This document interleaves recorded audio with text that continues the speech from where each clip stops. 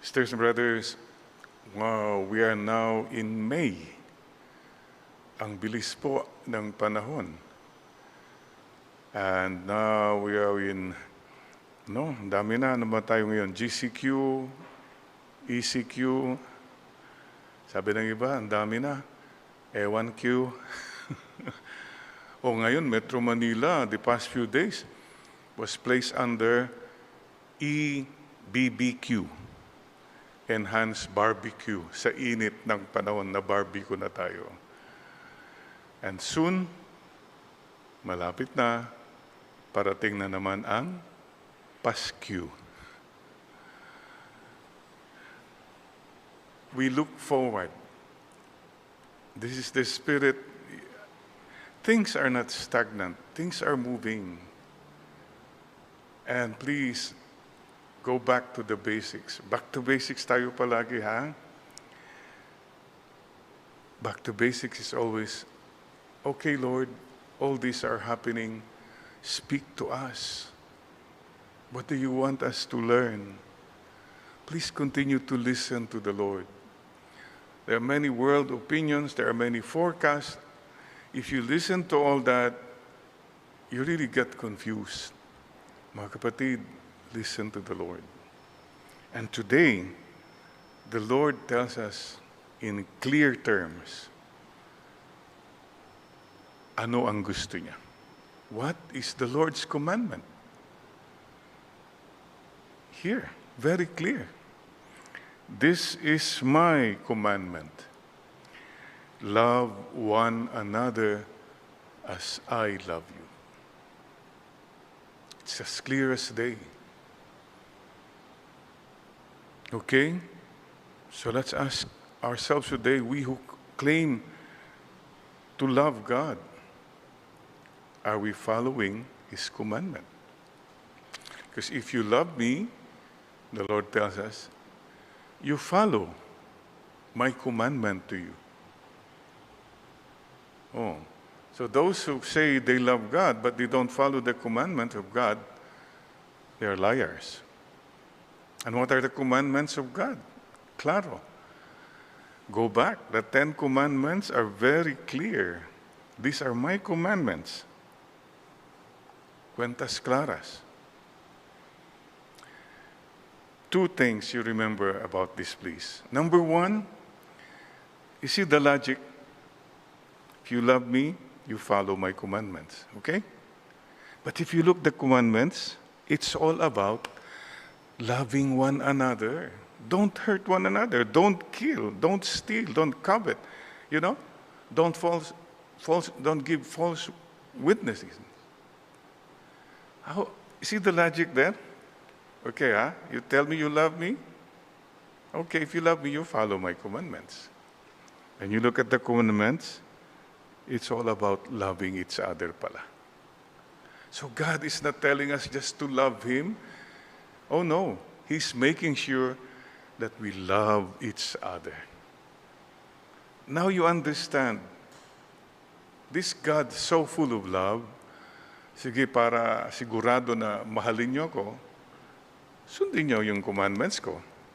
At kung sinunod yung commandments ko, you'll end up loving each other. Now that's the logic. There is logic there. And number 2, context, please remember this. These words were spoken from a man who was going to die the next day. These were the words spoken in the Last Supper. In other words, this was a dying man's wish and commandment. Kumbaga sa Tagalog, huling habilin. Huling habilin niya. You go back, please. You go back, maybe a parent, mother or father, before he or she died, had one last wish. And if it comes from a dying person whom you love, you treasure that. Naku, you will really treasure it. Huling habilin yan eh. It's coming from the heart. Speaking of huling habilin, mayroon pong kwento naman. An old man was dying and his eyes were closed. Sabihan, nandito ba kayo lahat? Opo, Papa, nandito kami. Si Mama, nandyan ba? Opo, Papa, nandito ako. Si panganay, ni Junior, nandyan ka? Opo, Papa, nandito po ako. Si Bunso, nandyan ka ba? Opo, nandito po ako. Oh, yung kapatid niyo, yung only girl na kapatid niyo, nandyan ka ba? Opo, Papa, nandito kami. Biglang dumilat daw yung matanda. Sino nagbabantay ng tindahan natin sa baba? Nandito kayo lahat. Huling habilin. Inahabilin pa yung tindahan. Business, money. Jesus was talking about the heart. Anong huling habilin mo? Meron yung kwento naman. I heard this story. Somewhere in Europe, the Mother Superior was dying. I think somewhere. Anyway, so the congregation gathered together and she was breathing her last. So one of the sisters gave her milk. But she said, no. Natikman niya, no. One of the sisters, you know what one of the sisters did? Yung milk, nilagyan niya ng konting whiskey. Nung pinatikim kay Mother Superior, uminom. Uminom pa siya. And then, this is goodbye, sabi niya. Thank you, my dear sisters. And she closed her eyes. And then, she opened her eyes. One more thing. One last reminder. No matter what happens, don't sell that cow. The best milk. See? Anong last commandment niya? It's all about material things pa rin. But here, with Jesus, it's the heart. Please ask yourself kaya, today, lahat tayo, ano bang parang huling habilin mo sa mga anak mo, mga apo mo? Na kahit hindi mo sinasabi, yan ang iiwanan mo.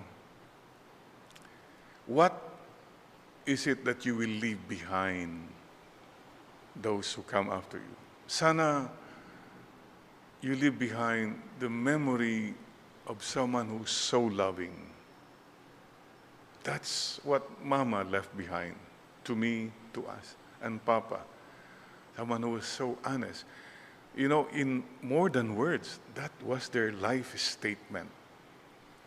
Baka naman, you leave behind the memory, yung ikaw yung wais sa pera. Okay, if that's what you want to leave behind your children, grandchildren, I suppose that's your choice. Ikaw yung palaging stricto, matapang, masungit, because I want things in order. So, okay, that's what you choose to leave behind. Ikaw yung malungkutin, hindi kang umingiti, because I want everybody to be serious. That's what you leave behind. You see, sisters and brothers, we all leave behind something. Well, surely, kahit wala kang ginawa, nabuhay ka, you leave behind your footprints, right? Yeah, footprints. Sama yung mga nilakad mo. But somebody said, sana more than footprints, you leave behind heart prints. That there will be people who will remember and say, she was kind. She was generous. Siya yung, mga kapatid, let's remember, we all will leave this world someday, sooner or later. And people are dying these days. Wholesale pa kung minsan, the whole household. It's happening. So we should also face our own mortality. What can we leave behind? Not only material things. After all, the material things, you don't bring them anyway. but memories perhaps, lessons, inspirations. These are the things that matter most. And the Lord is very clear. Love. Love. Okay. Let's talk about love. Before we talk about love, we talk first of justice. How do you know you are loving? If you are just. And how do you know you are just? You go to the 10 Commandments. You are not just if you kill other people. You're not just if you steal from other people. You're not just if you destroy the names of other people. Let's not even talk about love. Justice muna. Karapatan po nila yun eh. Yung buhay nila, karapatan nila, yung mga what they own, karapatan nila their good name, and you destroy that, hey, you are not loving. You're not even just. So start with justice. Are you paying your employees the just amount? Don't talk about love and donations if you cannot even really fulfill the minimum wage, for example. Don't talk about love and kindness if, you treat them, you treat them with as if they were nothing, and you shout at them. And don't talk about love. Start with justice. The minimum of love is justice. Now here comes the Christian point of view. But beyond justice is love. Kasi kung justice lang ang pag-uusapan natin, 50-50, everything is just here. Hanggang dito lang. Claro, according to the law, etc., fine.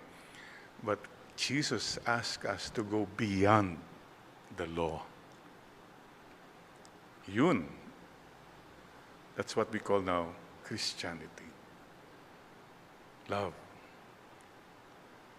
Oh, we have many examples of love. I suppose you can all relate. Yung mga magulang natin.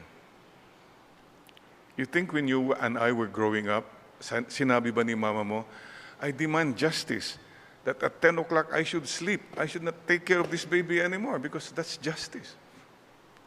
A mother will never say that. A father will never say, wala ka na. You are disqualified, totally grounded because you violated this. A father will still say, sige anak, go on, take care. Justice, love, and the third stage, mercy. Yung love, mayroon pang mga worthy ka, kaya I love you. But mercy, when we get blessings, we get love even if we do not deserve it. Kasi po, many times, for example, may pulubi. I love. Pero kung hindi naman deserving, kung may mga ganong tanong ka, you go up one step higher. Mercy. Kahit hindi deserving, I will love this person. Oh God, ang hirap magmahal. Yeah. But this is what the Lord asks all about. You know why? You know why? It's not really to follow obligations and all this. No. Because if and when we love, we become better persons. In the end, your loving makes you a better person, a freer person, a more complete person. Because it's only love that can really complete us. So, please don't look at love as an obligation. Don't look at love as something you have to do. I guess if you really listen, love, you do yourself good when you love. Even if you get hurt, love on anyway, because you're growing.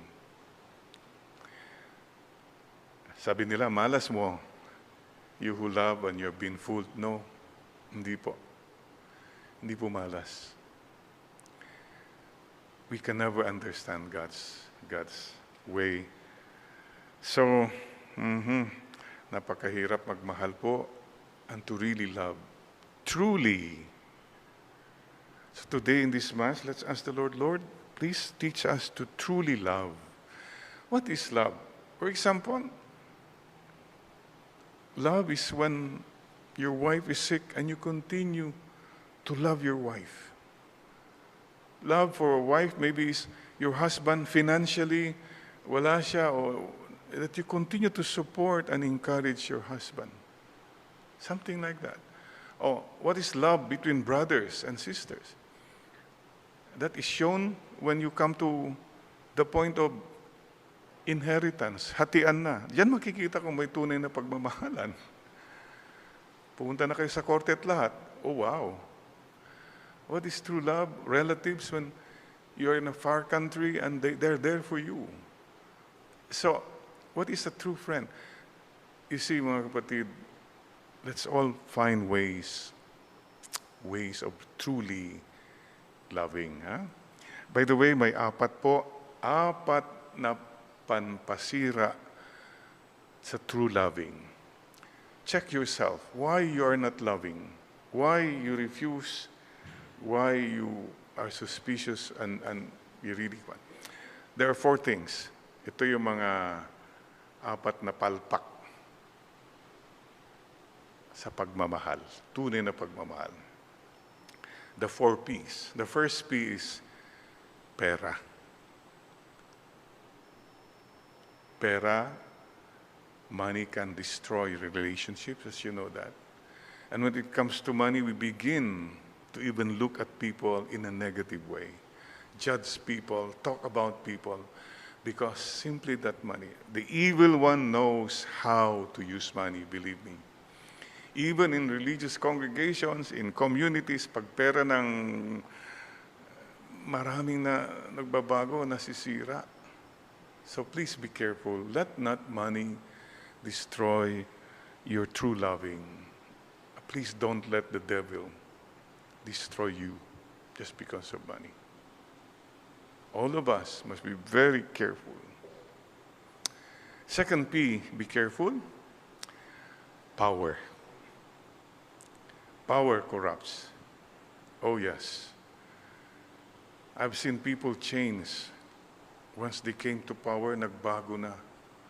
Before, without power, they were so kind, loving, nice. See, the evil one can use power to make us believe, hey, you are the center of the universe. It's all about you. Wow. Ingat po tayo sa power. Power play. Third P, check your loving. Why you're not loving enough. Or maybe you've stopped loving. Pride. It is pride that makes us distant from other people. Because of pride, we don't forgive. Because of pride, we make people feel who we are. We can be unkind and all that. Oh God, we still have so much to learn about true humility. Come to me, all you are tired, heavily burdened, I will give you rest. And listen to what the Lord says next. And learn from me, for I am meek and gentle of heart. That is what we need. Lord, teach us to be more humble. There's a song, it's beautiful. The first line goes like this. My heart is so proud. My mind is so unfocused. I think of the things that you have done as things that I have done. No, sir. No, ma'am. Never forget to be humble, and you can truly love. And the fourth P, check this, pleasures of life. Well, kung may mga bisyo tayo, may mga weaknesses tayo. We love ourselves more. We love things more. We love things, we use people instead of using things and love people. the pleasures of life, whatever, the vices, whatever, these things cripple our loving. So mga kapatid, in this Mass, First Friday, let's open our hearts. Lord, this is a heart. Thank you for giving us a heart that can feel. So please, Lord, touch our hearts again, open our hearts, and let us know, Lord, what we need to know, what we need to learn again. We offer you our hearts. Whatever blocks our heart from true loving, pera, power, pride, pleasures. Please, Lord, remind us again that it matters not what we have in this world if our heart is empty, cold, closed. Please open our hearts. Help us to truly love, Lord. Sana po, lalong-lalo na po ngayon, people are suffering, dami naghihirap, wala na makain, walang trabaho. People are confused, a lot of fake news. Oh God, please open the hearts of people, especially the rich and the mighty and the powerful, to use this time to make a difference. Not to use this time to make more money or to make a name. No, Lord. May we not regret in the end when we look back to these pandemic times. May we have little or no regrets at the time when people needed us most. We closed our hearts. And at the time when we needed to trust God, we refused and we gave in to despair or hopelessness. Lord, increase our trust in you, our love for you, and love for one another. Mama Mary, teach us to really love the Lord and to really love one another.